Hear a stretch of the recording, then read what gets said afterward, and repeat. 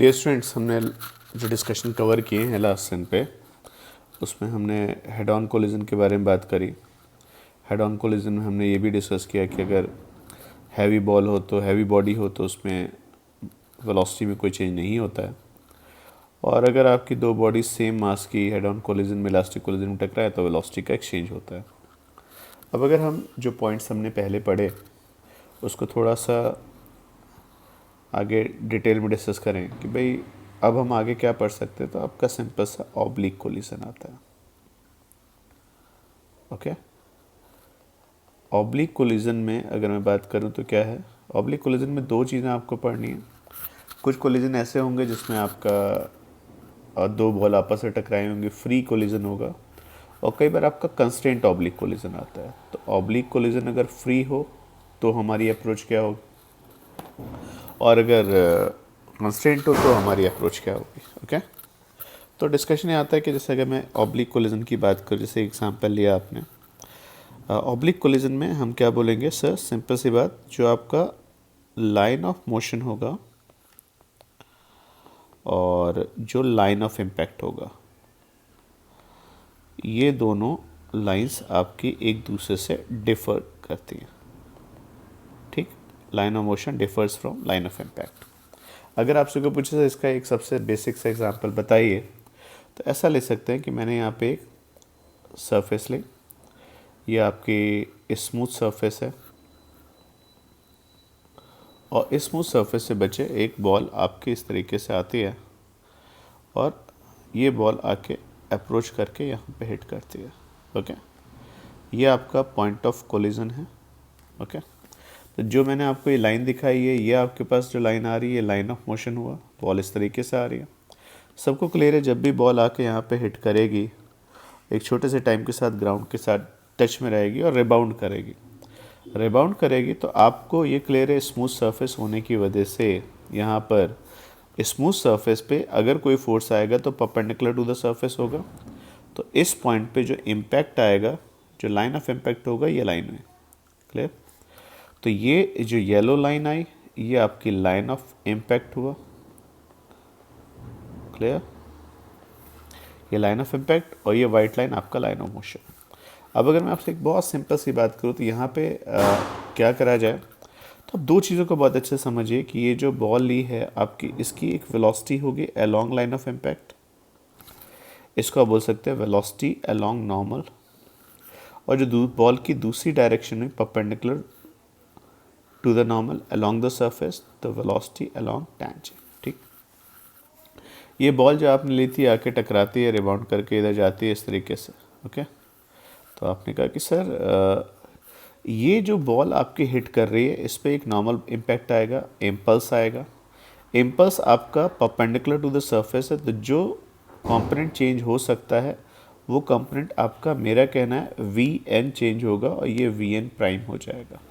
मुझे नहीं पता एग्जैक्टली क्या है, पर ये वी एन प्राइम हुआ, और ये वी टी प्राइम हुआ।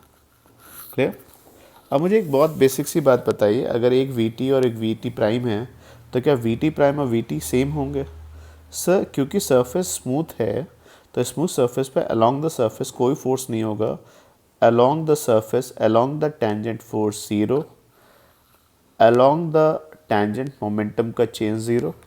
तो अलोंग द टेंजेंट जो आपकी वेलोसिटी होगी वो एज इट इज़ रहेगी, तो v t prime equal to v T.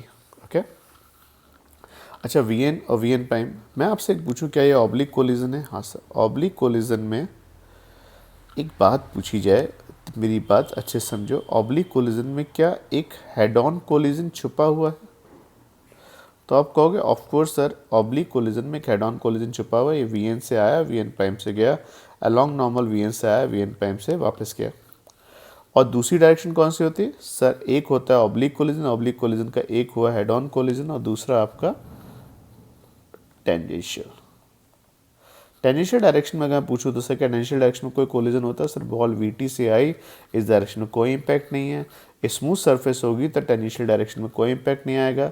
ये वो डायरेक्शन होगी जिसमें आप बोलेंगे सर कुछ भी चेंज नहीं होगा अगर स्मूथ सरफेस है तो टेक्निकली ऑब्लिक कोलिजन के अंदर एक हेड ऑन कोलिजन छुपा हुआ है जिसमें मोमेंटम का चेंज आएगा, और जो उसके परपेंडिकुलर अलॉन्ग टेंजेंट डायरेक्शन होगी उसमें कुछ चेंज नहीं होगा।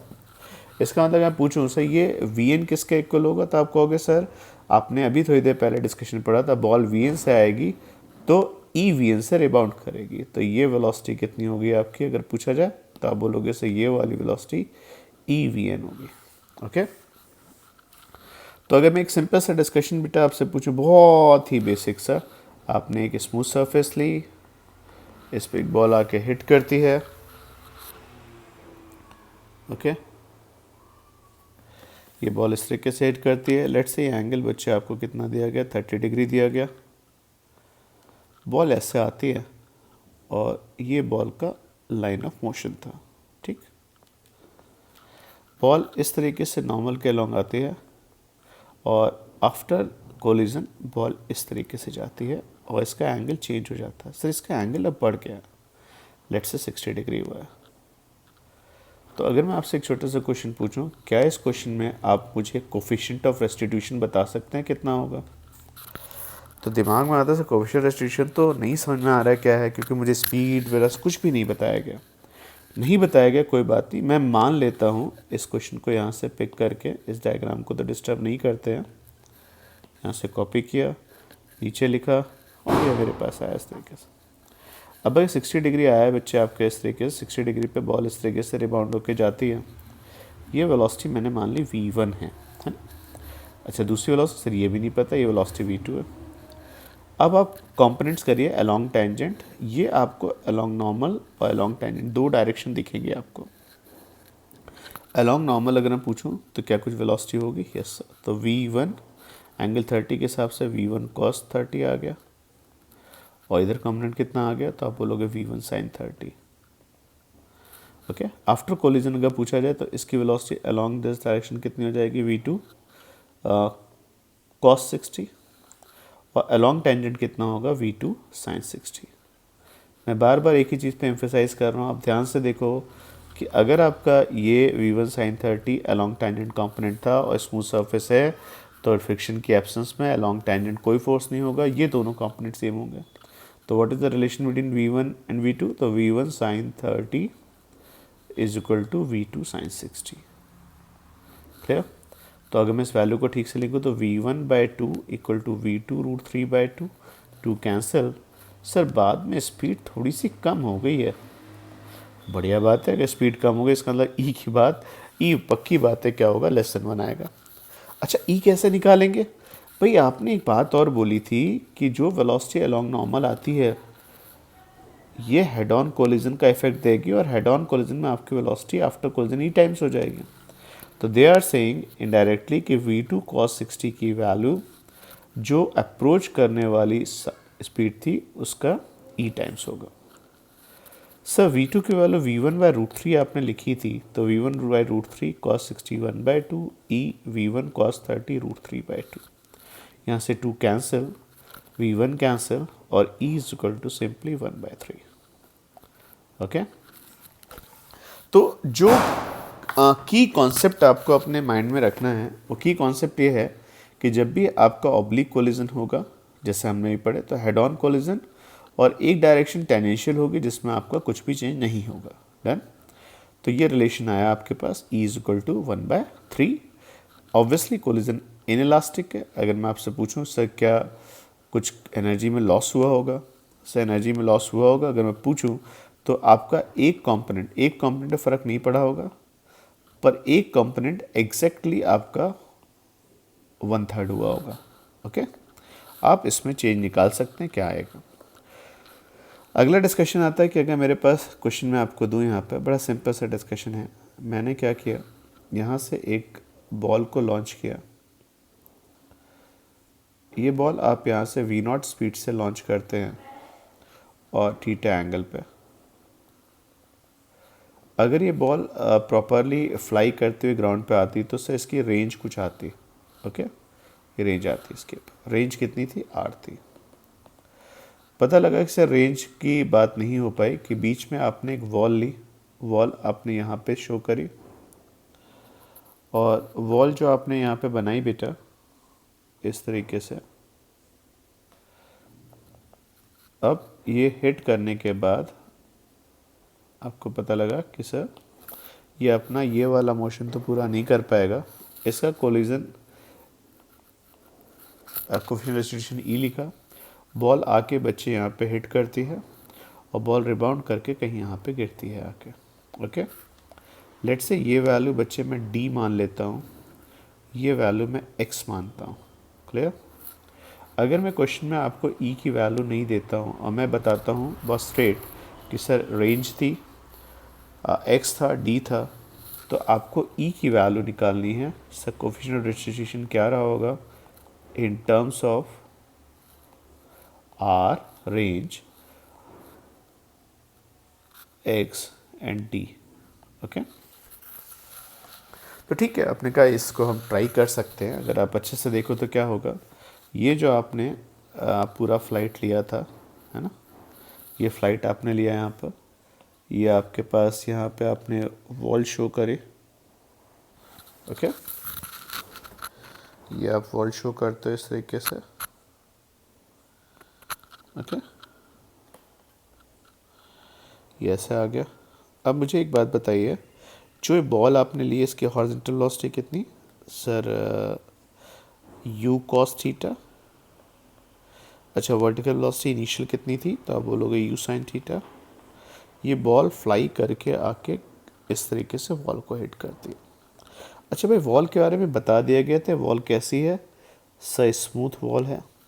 इसका जो मेरा इम्पैक्ट आएगा वो इस डायरेक्शन में आएगा, this is my line of impact. Okay, ये मेरा लाइन ऑफ इम्पैक्ट था, दिख रहा है? अब इम्पैक्ट अगर ऐसे आ रहा है तो मैं तुमसे एक छोटी सी बात बोलूँ, इस मोमेंट पे तुम्हारे पास वेलोसिटीज़ क्या होंगे सर? देखिए, आज भी वेलोसिटी आप चाहें तो ऐसे लिख सकते हैं, वेलोसिटी अलोंग दिस डायरेक्शन कितना होगा सर? हॉरिजॉन्टल वेलोसिटी सर ये तो यू कॉस थीटा तो चेंज होना नहीं है। इस मोमेंट पे मान लेते हैं इसकी डाउनवर्ड वेलोसिटी कितनी थी? v1। अच्छा, कोलिजन होगा, कोलिजन से क्या होगा सर? किस पे फ़र्क पड़ेगा सर? ये अलोंग नॉर्मल वाली वेलोसिटी जो हेड ऑन कोलिजन का इम्पैक्ट दे रही है वो सर ई टाइम्स हो जाएगी। तो एग्जैक्टली नॉट होल वेलोसिटी, ये वेलोसिटी आपकी ई टाइम्स होगी। क्लियर? डन, ये वेलोसिटी आपकी ई टाइम्स होगी। अच्छा, v1 पे कोई इम्पैक्ट आएगा? ऑफ कोर्स v1 पे इम्पैक्ट आता है ना, v1 पे इम्पैक्ट आता। अगर आपकी सरफेस कैसी होती, रफ सरफेस होती, तो अलॉन्ग टेंजेंट फोर्स आता, v1 पे चेंज आ जाता। पर इस बार कोई पूछे सर v1 पे कोई फ़र्क पड़ेगा नहीं सर, ये आपका यू कॉस थीटा होगा और कोलिजन के बाद भी आपकी स्पीड v1 होगी। तो अगर मैं पूछूं कि सर फ़र्क कहाँ पे पड़ा, तो फ़र्क आप ऐसे बोल सकते हो कि सर पहले आप ये पाथ फॉलो करके इधर जाते हैं और अब यहाँ पे आप वापस आओगे इस तरीके से। ठीक, चल अब मैं आपसे एक छोटी सी बात पूछूं, क्या ये कोलिजन का टाइम ऑफ फ्लाइट पे कोई फ़र्क पड़ेगा सर? टाइम ऑफ फ्लाइट जो था, अगर याद करना है तो वर्टिकल डायरेक्शन का डिस्कशन था, 2u(y) डिवाइड बाय ay था ना, और वाई डायरेक्शन में तो कुछ चेंज हुआ ही नहीं है ना। आपका इम्पैक्ट कैसे आया है? ऐसे आया है। अब अगर वॉल ऐसी होती तो फ़र्क पड़ता, इंक्लाइन प्लेन पे आके हिट करता, पर इस पर तो कोई फ़र्क नहीं पड़ा। तो टाइम ऑफ फ्लाइट नहीं चेंज होगा। टाइम ऑफ फ्लाइट अगर टकराता या नहीं टकराता, दोनों ही केस में 2u sin थीटा बाय जी होगा।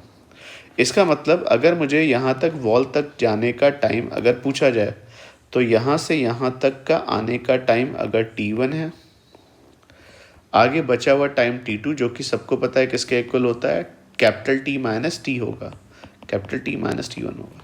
तो टकरा के बॉल जब वापस आएगी तो सही से ज़मीन तक आने का टाइम अभी भी t2 ही लग रहा होगा। क्लियर? तो अगर मैं पूछूं कि सर बॉल को दीवार तक पहुंचने में कितना टाइम लगा, तो बॉल को दीवार तक जाना है ना, बॉल को अगर वॉल तक जाना था तो आपसे को पूछे डिस्टेंस कितनी थी, तो आपने कहा सर यहाँ पे मैं यहाँ पे इस डिस्टेंस को बच्चे पूरा x लिख रहा हूँ, है ना, क्योंकि दीवार आपको बताई जाएगी कहाँ बॉल गिरी, नहीं, दीवार कितनी दूरी पे थी, x पे। तो आपकी दीवार अगर x डिस्टेंस पे थी तो t1 वो समय होगा जिसमें आपने वॉल को अप्रोच किया, और वॉल कितनी दूरी पे है, x पे, और हॉरिजॉन्टल स्पीड कितनी है, u cos थीटा। t2 की वैल्यू बच्चे कितनी होगी, t2। अब आप वापस सोचिए कितना गिरेंगे आके सर, d डिस्टेंस, और उस डिस्टेंस को कवर करने में हॉरिजॉन्टल में स्पीड कितनी, u cos थीटा। तो जब आप वापस d डिस्टेंस पे गिरोगे तो ये eu cos थीटा स्पीड से आओगे। क्लियर? तो अगर कोई पूछे sir t1 plus t2, sir t1 plus t2 तो टाइम ऑफ फ्लाइट ही रहेगा ना, तो x by you cos theta एक टर्म, दूसरा term t divide by you cos theta एक टर्म, और ये t आ गया। अगर बच्चे मैं यहाँ से u कॉस थीटा की वैल्यू पिक करके राइट साइड में ले जाऊँ तो मेरे पास एक रिलेशन आएगा x plus d divide by e is equal to u cos theta into t, that is range. U cos theta into t range होता है ना, तो अगर u cos theta into t लिखोगे, ये वाली वैल्यू आप यहाँ पे मल्टीप्लाई करोगे पूरा क्लब लेके, तो you cos theta into t range हुआ, तो डी बाई ई की वैल्यू आर माइनस एक्स और ई की value d divide by R minus x. Clear. अगर एक छोटा सा क्वेश्चन बेटा पूछूं आपसे कि अगर गलती से ई की वैल्यू में मान लो 1 है, कोलिजन इलास्टिक है, इसका मतलब क्या होगा? जब देखा जाए कोलिजन इलास्टिक है तो इसका मतलब क्या हो जाएगा, D equal to R minus X और X plus D equal to R. इसका मतलब क्या निकला? इसका मतलब निकला कि सब फ्लाई करके जाते इस तरीके से और आप वॉल यहाँ पे बनाते ऐसे, तो मान लेते अगर ये डिस्टेंस एक्स होती और बचा हुआ कितना होता आर माइनस एक्स, तो ये बॉल यहाँ से एग्जैक्टली मिरर इमेज की तरह, क्योंकि तब बॉल यहाँ पे आती और जो मोशन पूरा नहीं हो पाया उसमें ज़रा सा भी चेंज नहीं होता। सर चेंज क्या नहीं होता सर? ना यू कॉस थीटा चेंज होता, ना यू साइन थीटा, ना वर्टिकल पे फ़र्क पड़ता, ना हॉरिजॉन्टल, बस डायरेक्शन बदल जाती। तो ये आपका रिलेशन आता ई का। ये मैंने आपको बताया, अगर वर्टिकल वॉल से टकराओगे तो टाइम ऑफ फ्लाइट पे चेंज नहीं होगा और आपका जो perpendicular to the surface component होगा वो रिवर्स हो गए और ई से मल्टीप्लाई होगा। ये हमने कोलिजन डिस्कस किया एक बॉल का वॉल के साथ। अच्छा मान लो कोलिजन आपका दो बॉल का फ्री कोलिजन हो, है ना, दोनों बॉल एक दूसरे से टकराते हैं और कुछ इस तरीके से कोलिजन मैं आपको दूँ यहाँ पर, है ना, देखिएगा फ्री कोलिजन दो बॉल के लेकर है, तो देखा जाए क्या डिस्कशन आएगा। तो देखो बड़ा सिंपल सा है कि अगर मैं तुम्हें यहाँ पे एक बॉल लेता हूँ यहाँ पे इस तरीके से, ठीक, इसके आगे बच्चे आपने एक दूसरी बॉल बनाई,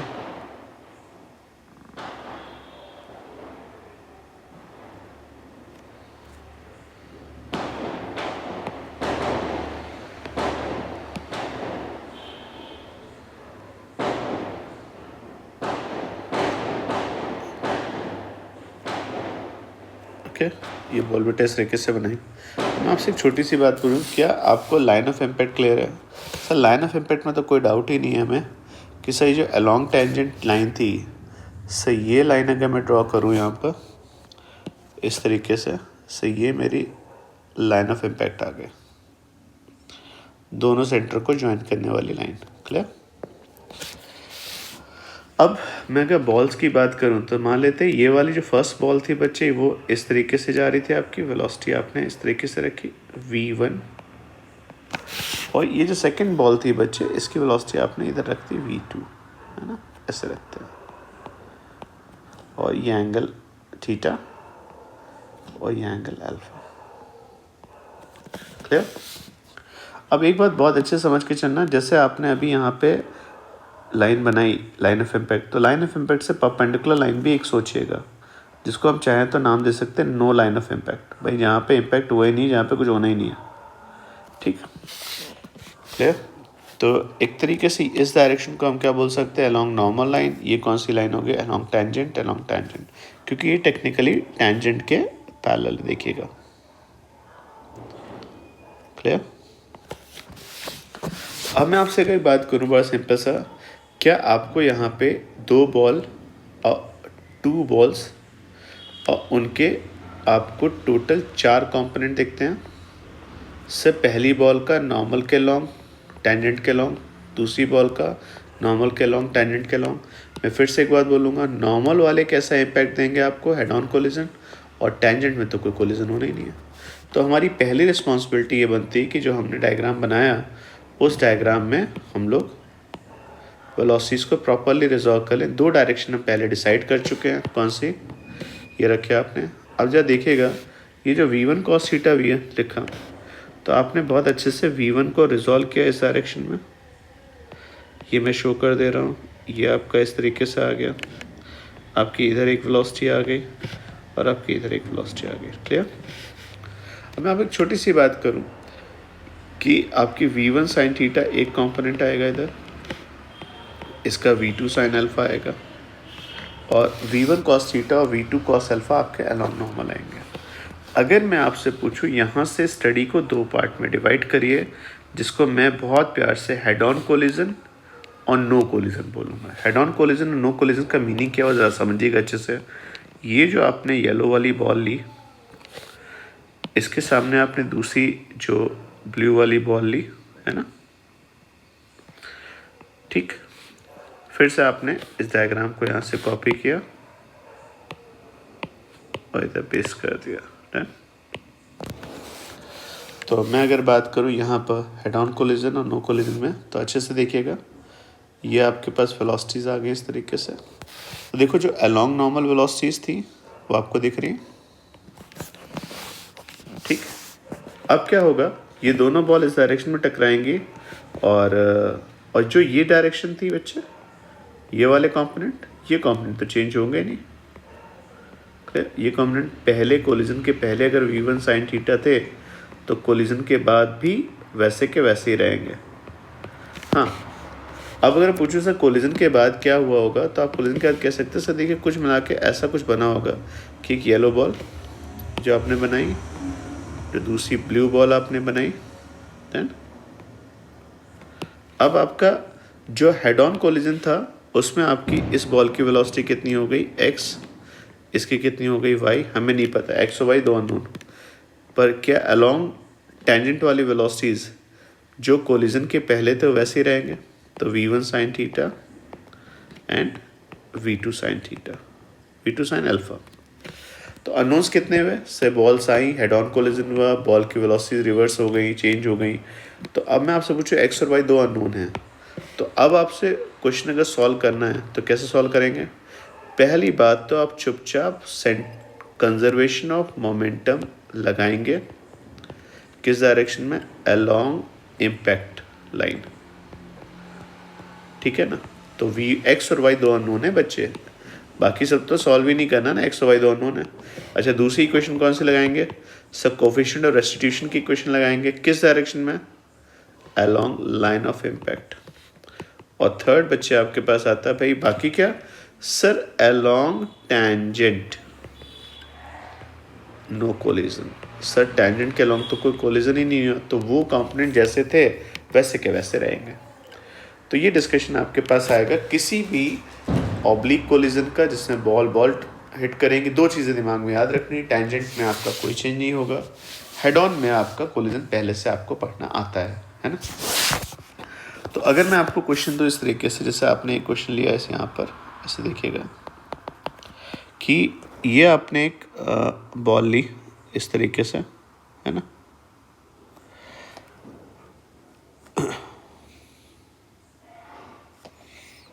ठीक है। फिर नेक्स्ट बॉल बेटा आपने इसके सेंटर से ज्वाइन करने वाली लाइन पे ऐसे, ये ऐसे रखा हुआ था, और एक यहाँ बच्चे आपने बनाई बॉल,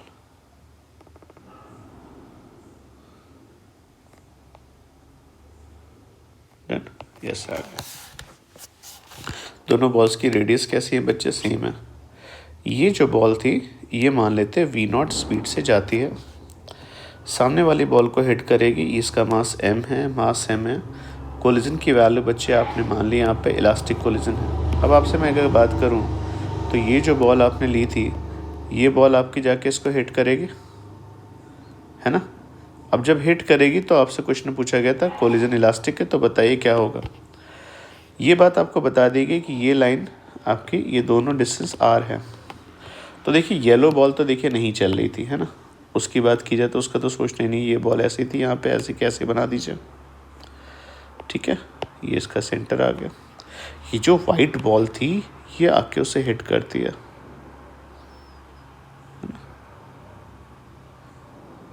ये ऐसा आके हिट करती है, डन।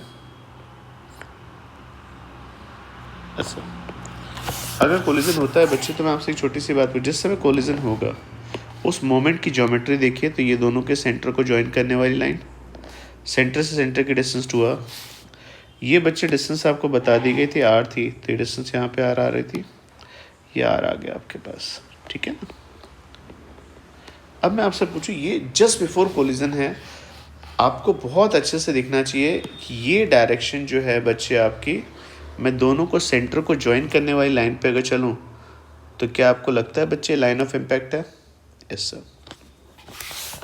और ये डायरेक्शन सबको क्लियर है अच्छे से? अगर मैं पूछूं तो सर ये डायरेक्शन आपके पास आगे बेटे टैंजेंट, क्लियर? तो बहुत अच्छे से ये टैंजेंट हुआ, ये आपके पास दूसरी लाइन बच्चे आपके पास नॉर्मल आ गई, है ना, ये नॉर्मल आ गया। अब आपको वेलोसिटी साफ साफ बताई गई थी, कैसी थी सर? इस डायरेक्शन में वी थी, वी नॉट। तो क्या एंगल अगर थीटा रखूं बच्चे में, तो क्या आप मुझे बता सकते हैं along line of impact velocity कितनी थी और उसके परपेंडिकुलर कितना था? तो आप बोलोगे अलोंग टेंजेंट वेलोसिटी कितनी थी? V sine theta. और अलोंग इम्पैक्ट वेलोसिटी कितनी थी? V cos theta. क्लियर? अब मुझे एक बात बताना है कि तुम एक बार वी साइन थीटा को भूल जाओ, है ना, ये भूल जाओ, सब भूल जाओ। तो ये बॉल कितनी स्पीड से हिट कर रही है कि वी कॉस थीटा से? तो ये दोनों बॉल आपस में इंटरेक्ट करेंगे, जैसे मैंने बनाया, फिर से एक बार येलो बना देता हूँ। ये दोनों बॉल्स एक दूसरे से इंटरेक्ट करेंगे। इंटरेक्ट करने में एक बड़ी बढ़िया सी चीज़ आएगी, वाइट बॉल कहेगी भाई देखो मेरे पास जो वी साइन थीटा है वो अलोंग टेंजेंट है, मुझे इससे फ़र्क नहीं पड़ता है, क्लियर? पर मेरा जो अलोंग नॉर्मल जो कंपोनेंट आ रहा है वो ध्यान से देखिए, दोनों बॉल्स कैसी हैं सर? दोनों बॉल्स का मास सेम है, इलास्टिक कोलिजन है, तो वेलोसिटी अलोंग नॉर्मल एक्सचेंज होगा। इसकी वेलोसिटी तो है ही नहीं, तो इसको ज़ीरो मिलेगी और इसको वी कॉस थीटा। तो आफ्टर कोलिजन ये जो येलो बॉल होगी वो along normal V cos theta से मूव करेगी।